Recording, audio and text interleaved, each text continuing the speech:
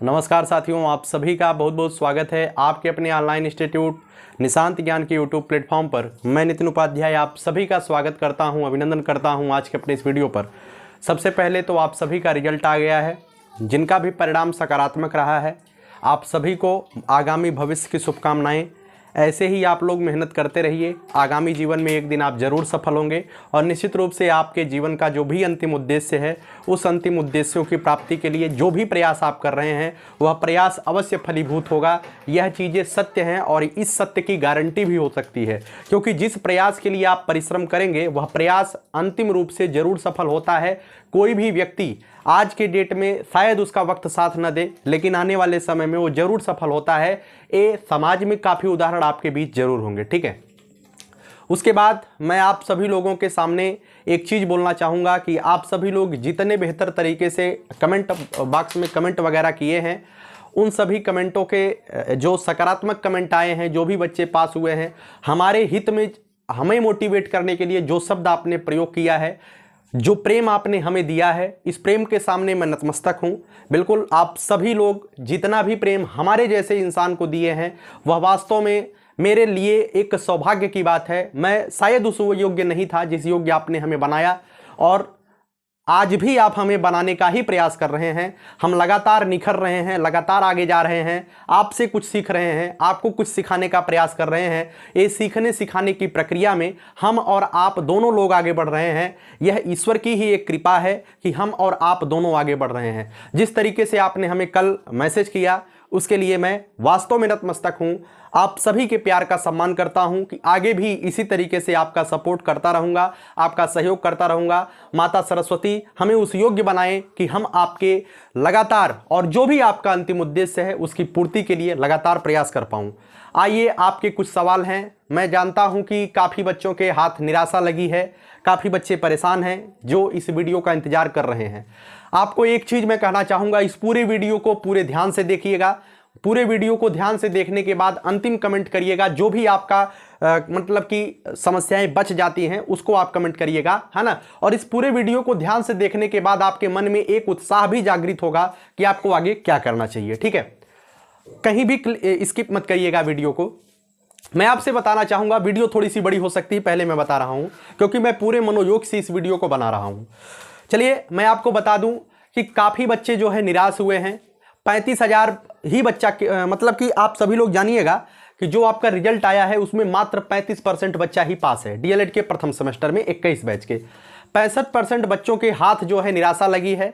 निराश बच्चे काफ़ी ज़्यादा हैं, तो आप लोग निराश मत होइएगा। आखिरी में मैं यही कहूँगा कि कभी भी, मैं शुरुआत से ही कहता हूं, कभी भी दुश्मन को कमजोर नहीं समझना चाहिए। ये परीक्षा आपके सामने एक दुश्मन के रूप में खड़ी थी। जिन लोगों ने इसे हल्के में लिया, कहीं ना कहीं वो धोखा खाए हैं। तो मैं आपसे एक रिक्वेस्ट करूंगा, कभी भी किसी भी परीक्षा को हल्के में नहीं लेना चाहिए।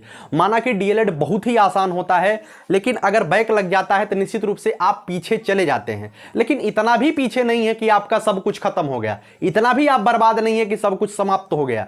क्योंकि जो परीक्षा होती है वो जिंदगी में होती है। जिंदगी में परीक्षा होती है, ना कि परीक्षा में ये जिंदगी होती है, ठीक है। जितनी भी जिंदगी आप जीते रहेंगे, आज एक परीक्षा दिए, कल दूसरी परीक्षा देंगे, पूरी जिंदगी में परीक्षा परीक्षा परीक्षा चलती रहेगी मृत्यु पर्यंत। लेकिन परीक्षा जिंदगी नहीं होती है, इस बात को ध्यान रखिएगा। किसी एक परीक्षा से आपका भविष्य निर्धारित नहीं होता है। किसी एक परीक्षा से आपके माता पिता के सपना टूटता नहीं है। किसी एक परीक्षा से आपका वक्त खराब नहीं होता है ना। तो परीक्षा एक जरिया है आपको बेहतर बनाने के लिए। शायद आपने प्रयास उस स्तर का नहीं किया, आपने गलतियां की होंगी जिसका परिणाम आपके सामने है। अच्छा, कुछ लोग कह रहे हैं कि भैया हमने गलती नहीं किया था लेकिन फिर भी हमारा परिणाम हमारे योग्य नहीं रहा, या जैसा मैंने सोचा था, जैसा मैंने सोची थी। काफ़ी छात्राएं भी कमेंट किया कि मेरे अनुकूल जो है परिणाम नहीं रहा, उसके लिए क्या कर सकते हैं। तो मित्रों मैं बता दूं, अगर आप पास हैं तो आप कुछ मत करिएगा, आगे के लिए आप रणनीति तैयार करिए। क्योंकि आपने गलती जानते हैं कहाँ किया, आपने गलती किया है। आप पढ़ने में होशियार हैं, मैं मानता हूं कि आप पढ़ने में होशियार हैं, आप बेहतर हैं, आप बेहतर कर सकते हैं। बस आपने दिक्कत कहाँ पे किया, मैंने पहले भी बताया है कि चीज़ें यहाँ पे जो होती है, जो लिखित परीक्षा होती है ना, यहाँ पे आपको उस स्तर का लिखना पड़ता है जैसे कि बेसिक चीज़ें आप प्राइमरी में पढ़ा रहे हैं। गणित में काफ़ी बच्चे कह रहे हैं मैं भैया मैंने 18 16 17 क्वेश्चन मेरा सही था, बैक लग गया, 10 ही क्वेश्चन 10 ही नंबर पाए हैं। इसका परिणाम कारण यही है कि आपने जो है कुछ चीज़ें बहुत शॉर्ट में लिखी।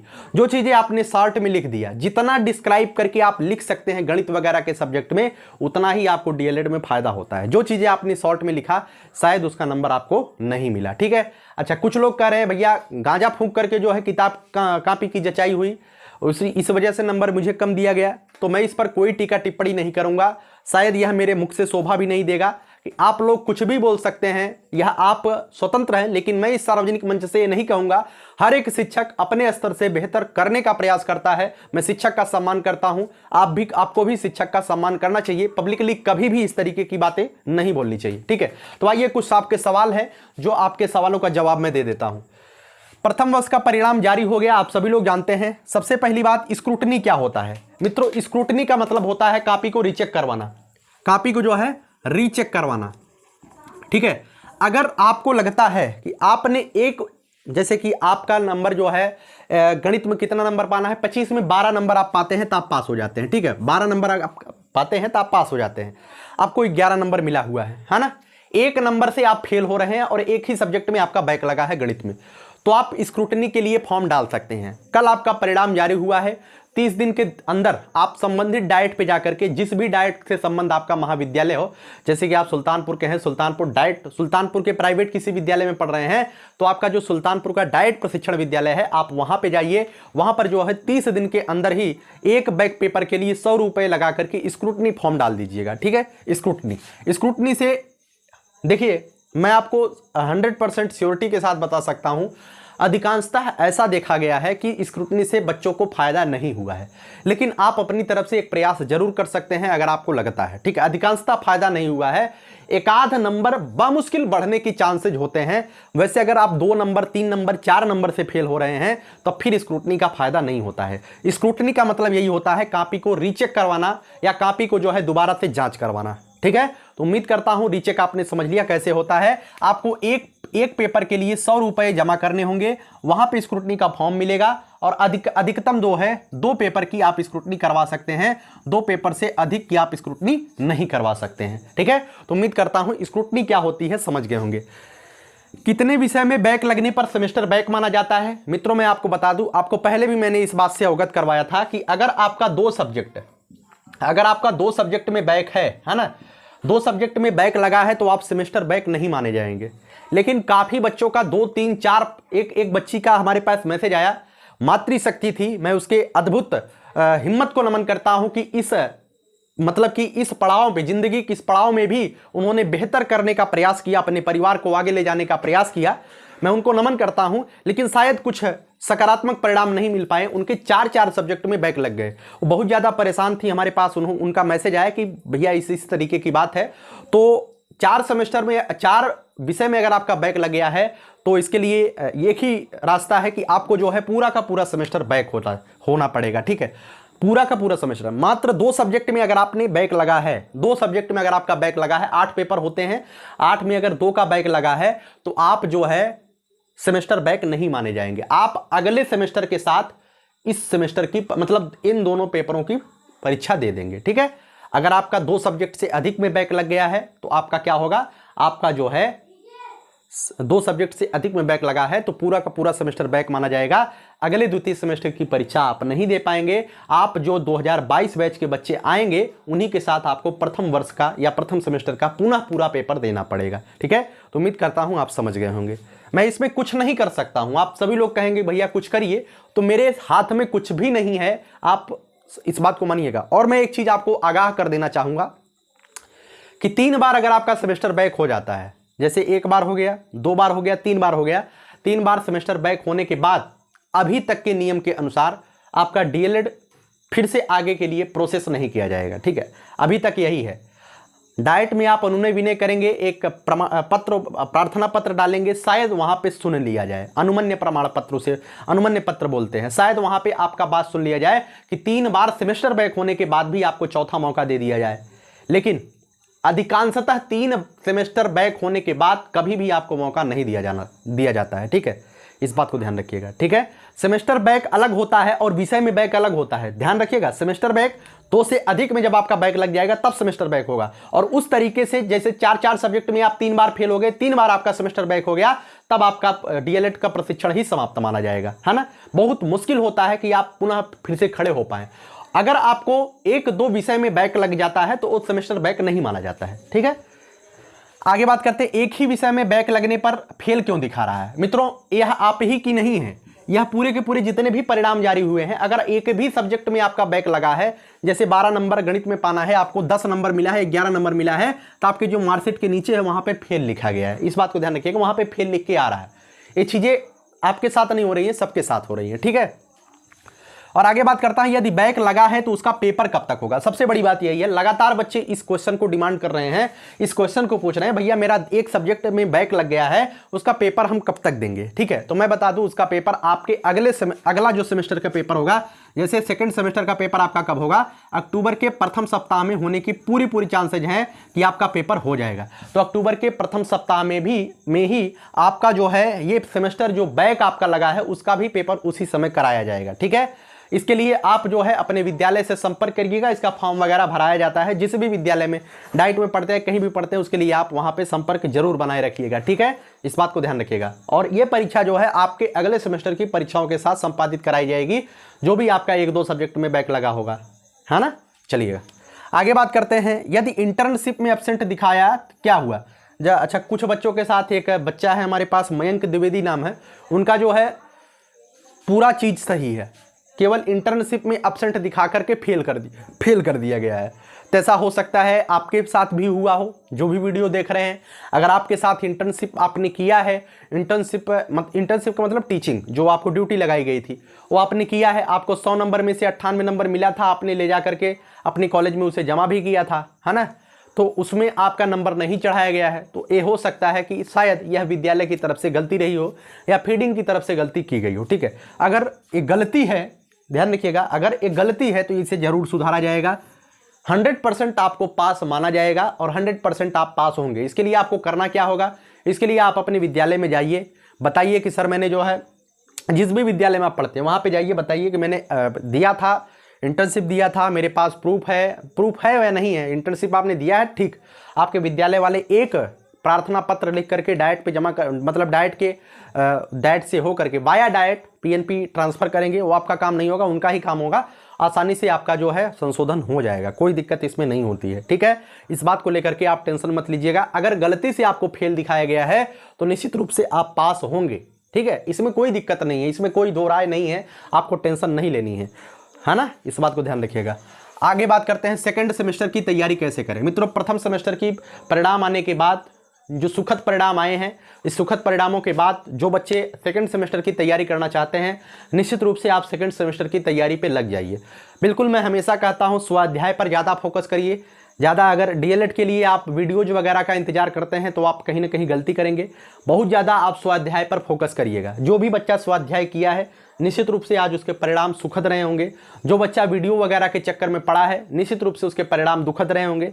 ये मैं भी एक यूट्यूबर हूं, मैं भी चाहता हूं मेरी वीडियो को ज़्यादा से ज़्यादा बच्चे दिन भर लेकर के बैठे रहें, लेकिन मुझे ये चीज़ें कहने में अच्छा नहीं लगती है, क्योंकि उससे आपको फ़ायदा कम नुकसान ज़्यादा होने वाला है। क्योंकि जो चीज़ें पढ़ने लायक होती हैं, जो चीज़ें जानने लायक होती हैं, वो चीज़ें मैं बताता हूँ इसी वीडियो के माध्यम से कवर करिएगा। जो चीज़ें आप स्वयं से पढ़ करके बेहतर कर सकते हैं, समय बचा सकते हैं, समय को यूटिलाइज करना सीखिए, है ना। वो चीज़ें स्वाध्याय से भी हो सकती हैं। मैं यूट्यूबर से पहले छात्र हित की बात करता हूं, इसी वजह से शायद आप लोग हमें इतना सपोर्ट करते हैं, ठीक है। तो सेकंड सेमेस्टर की तैयारी कैसे करें मित्रों, हमारी तरफ से भी एक प्रयास किया गया है। शायद यह प्रयास कुछ लोगों को गलत लगे, कुछ लोगों को सही लगे, लेकिन मेरी तरफ से भी एक प्रयास किया गया है। सेकंड सेमेस्टर के जो शॉर्ट नोट्स है ना, जो आपने देखा है, प्रथम सेमेस्टर में भी मैंने 8 के 8 सब्जेक्ट के शॉर्ट नोट्स वीडियो आपको दिए थे। उसमें जो है थोड़ा सा मेरे पास समय कम था तो जल्दी में शॉर्ट नोट्स वीडियो मैंने दिया था। फिर भी काफ़ी लोग कहते हैं कि भाई देखिए, मैं तो अपनी तरफ से बेस्ट देने का हमेशा प्रयास किया, लेकिन काफ़ी लोग कहते हैं भैया ठीक था, तो मुझे भी लगा भाई यार ठीक रहा होगा, और उसके परिणाम मेरे सामने आए हैं। तो शॉर्ट नोट्स जो मैं वीडियो दे रहा हूँ, वो शॉर्ट नोट्स जो मेरी तरफ से पीडीएफ के रूप में बनाए जाते हैं, उन शॉर्ट नोट्स अगर आप प्राप्त करना चाहते हैं तो एक प्राइवेट टेलीग्राम चैनल है, ठीक है। अब इसे आप चाहे गलत लें चाहे सही लें, है ना, चाहे गलत लें चाहे सही लें, ये मेरा कुछ समस्याएं हो सकती हैं, आप समझ सकते हैं। कुछ मेरे ऐसे बेसिक नीड्स हो सकते हैं जिनकी पूर्ति के लिए मैंने ये चीज़ें रखा है, तो आप खुद भी समझिएगा, मैं इसे पब्लिकली बोल करके आपको नहीं बता सकता। प्राइवेट टेलीग्राम चैनल है, डिस्क्रिप्शन बॉक्स में एक लिंक है, उस लिंक पर आप क्लिक करिएगा। अब यहाँ पे मैं, अगर कुछ बच्चे पूछते हैं पैसा कितना पे करना पड़ेगा, मित्रों पैसे की तो कुछ बात ही नहीं होती है। आपके प्रेम के सामने पैसा कुछ भी नहीं है, आपका रुपया कुछ भी नहीं है, लेकिन हो शायद इससे जो है आप ही का फायदा होने वाला है भविष्य में। आप खुद देखेंगे कि मैंने इससे जो आप हमें दे रहे हैं इसका मैंने प्रयोग कहाँ पर किया, आप खुद देखेंगे। मात्र इतना रुपया 120 रुपये आपको पेमेंट करना पड़ेगा। पेमेंट करने के बाद आप उस प्राइवेट टेलीग्राम चैनल पे पहुंच जाएंगे। वो चैनल है, ग्रुप नहीं है। वहां पर मेरी तरफ से जो भी पीडीएफ बनाए जाएंगे, जो भी शॉर्ट नोट्स बनाए जाएंगे, वो शॉर्ट नोट्स आपको प्रोवाइड कराए जाएंगे। ठीक है, कुछ बच्चे कह रहे हैं भैया एक ही बार में पीडीएफ प्रोवाइड करा दीजिए, तो मैं आपको बता दूं एक ही बार में मैं पीडीएफ मेरे पास बन करके तैयार नहीं रखा गया है। ठीक है, थोड़ा थोड़ा करके पीडीएफ बनाया जा रहा है, पार्ट वाइज। वो पार्ट वाइज आपको, जैसे पहला प्रश्न पत्र वर्तमान भारतीय समाज एवं प्रारंभिक शिक्षा, ये आपका जो है सेकंड सेमेस्टर का पहला प्रश्न पत्र होता है या द्वितीय प्रश्न पत्र जो भी है, इसे मैं तैयार करवा रहा हूं। 7 वीडियो मैंने यूट्यूब पर दिया है, 7 ही पीडीएफ मैंने वहां पे दिया है। अब कुछ बच्चे कह रहे हैं कि भैया आप यूट्यूब पर भी दे रहे हैं, वहां पर भी दे रहे हैं, तो मैं आपको बता दूं अगर आप सक्षम हैं तो यूट्यूब पर आप वीडियो देखिए, लेकिन मैं पब्लिक प्लेटफॉर्म पर जैसे यूट्यूब पर जो शॉर्ट नोट्स वीडियो दे रहा हूं, जो प्राइवेट दे रहा हूं, उसमें एक थोड़ा सा अंतर ये रहेगा कि 2-3 वीडियो मैं प्राइवेट कर सकता हूं। ठीक है, प्राइवेट इस वजह से कर सकता हूं क्योंकि जिन्होंने मेरे ऊपर विश्वास करके 120 रुपये पे कर रहे हैं, मुझे उनका भी ध्यान रखना है, क्योंकि वो गाली बहुत ज़्यादा देते हैं।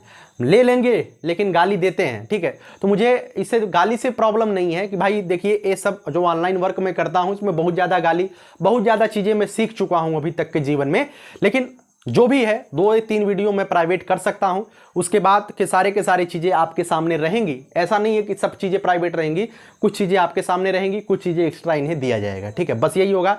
और धीरे धीरे करके, जैसे प्रथम सेमेस्टर मतलब प्रथम प्रश्न पत्र का पूरा पीडीएफ मेरे पास हो जाता है, तो मैंने अभी खंड वाइज दिया है पीडीएफ। उसके बाद मैं एक कंबाइंड पीडीएफ आपको दे दूंगा। कंबाइंड पीडीएफ आपके पास होगा, चाहे उस पीडीएफ को आप व्हाट्सएप पे, व्हाट्सएप कर रहा हूँ, आप मोबाइल पे पढ़ सकते हैं या उसका नोट्स निकाल सकते हैं, या आप उसे जो है लैपटॉप पे पढ़ सकते हैं। आप कुछ कहीं भी कैसे भी आप उसे यूटिलाइज कर सकते हैं। ठीक है, तो ये सभी चीज़ें आप कर सकते हैं, मेरी तरफ से एक प्रयास है। बाकी आप लेना चाहते हैं तो लीजिएगा, कोई ऐसा नहीं है कि आपको लेना ही है, बिना लिए आप फेल हो जाएंगे, ऐसा नहीं है। आप स्वाध्याय भी करेंगे बुकों के माध्यम से तो बहुत ही बेहतर रहेगा। ठीक है, तो ऐसी चीज़ें नहीं है कि यार नहीं लेंगे तो दिक्कत होगी, बहुत कुछ हो सकता है ना। आप अंत में 2 शब्द मैं अपनी तरफ से आपके लिए बोलना चाहूँगा। जितने भी क्वेश्चन थे आपको मैंने यहाँ पे डिस्क्राइब मतलब कि विवरित करने का प्रयास किया, बेहतरीन तरीके से आपको देने का प्रयास किया। अभी मैंने कम्युनिटी बॉक्स पे एक चीज़ लगाया है, इस बात को ध्यान रखिएगा। मैं अंत में 1 मिनट आपका लेना चाहूँगा। इस बात को ध्यान रखिएगा कि आप जिस भी एज में इस समय हैं, मैंने काफ़ी बच्चों के कमेंट वगैरह देखे, जिस भी आयु में इस समय आप चल रहे हैं, निश्चित रूप से इस आयु में जो है भटकाव होता है, और भटकाव जरूरी भी होता है। ठीक है, वो भटकाव आपको जो है ऑनलाइन कहीं पर भटकाव हो सकता है, चाहे आप किसी सोना बाबू के चक्कर में पड़ गए हों, चाहे आप कहीं पर किसी दलदल में फंस गए हैं। दलदल में फंसने का मतलब गलत मतलब कि लोगों के चंगुल में आप फंस गए हैं। ये भटकाव होता है जीवन का, और इस भटकाव में, इस उम्र में भटकाव भी जरूरी होता है सीख लेने के लिए। अगर आप जीवन में भटकेंगे नहीं तो सीखेंगे नहीं। अगर आपके साथ ऐसा हो रहा है, काफ़ी लोग, एक बच्चे का मैसेज आया, इस वजह से मैं ये चीज़ें आपके सामने शेयर कर रहा हूँ कि ऐसा उसी के साथ नहीं हो सकता है, ऐसा आपके भी साथ हो सकता है। तो मैं यही कहूँगा कि आज के जीवन में अगर आप भटक जाते हैं, आप उससे सीख लीजिए, है ना। आप उससे सीख लीजिए कि जीवन में, मैं हमेशा बोलता हूँ, जीवन में आपके माता पिता के अतिरिक्त आपके हित में सोचने वाला, आपके हित में बोलने वाला और आपका हित चाहने वाला कोई नहीं हो सकता है। जिसे आप अपना मानते हैं, जिसे आप अपना सब कुछ रहस्य बताने का प्रयास करते हैं या बता देते हैं, वह भी आपका अपना नहीं है ना। 2 दिन, 4 दिन, 6 दिन, 10 दिन, 15 दिन, 1 महीना, 4 महीना किसी से आप लगाव करके, संबंध बना करके उसके ऊपर आप इतना ट्रस्ट नहीं कर सकते हैं कि आप अपने रहस्य को उद्घाटित कर दें। और अगर आप ऐसा करते हैं तो आप समझ लीजिए एक चंगुल में फंस रहे हैं, एक दलदल में फंस रहे हैं, जहां से निकलना आपके लिए बहुत ही ज्यादा मुश्किल होगा, है ना। तो जरूरी यही है कि समय रहते आप उसे पहचानें और उससे बाहर आएं। आप अपने आज पर मेहनत करिए, आप अपने आज को निखारिए। बेहतरीन तरीके से परिश्रम करिए। जितना आज आपका छवि है समाज में, उससे बेहतर छवि बनाने का प्रयास करिए। और जो कुछ भी हो सकता है स्वयं को व्यस्त रखिए, है ना, स्वयं को व्यस्त रखिए। कहीं पर भी आपका मानसिक भटकाव होगा ही नहीं। जब आप स्वयं को व्यस्त रखेंगे, कहीं भी आपको जो है लुकुर लुकुर झांकने की जरूरत ही नहीं पड़ेगी। आप अपने आप को व्यस्त रखिए, बेहतर करिए अपने आप को वर्तमान को रगड़िए। आपका भविष्य स्वयं चमकता हुआ दिखाई देगा।